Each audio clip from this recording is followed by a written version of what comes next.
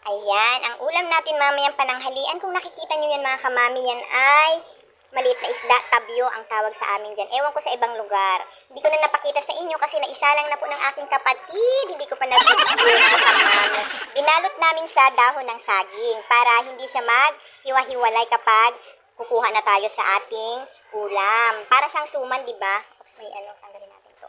Meron niyang ginayat na maliliit na luya, sibuyas, bawang, may paminta. Nilagyan din ng konting Ajinomoto. Ang lolo nyo, si tatay hindi makakain ng walang Ajinomoto. Nabanggit ko na sa inyo yun mga kamami. Pero okay lang yun, basta wag lang daw madalas at marami. Meron din dyan isang pampalasa yung ating magic sarap. Nilagyan din ng suka.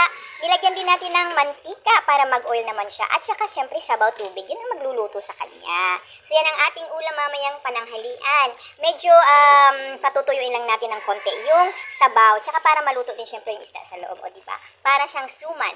Ayan, sinumang tabyo na isda. Yan ang ating ulam. Okay, so ayan po. Ang ulam, pinangat na pinaksiw na tabyo. 100 pesos ang tatlong gatang. Yan ang sabi ni tatay at siya ang bumili niyan. So ayan, medyo mahal. Konti lang yan, pero okay na yan. Thank you for watching.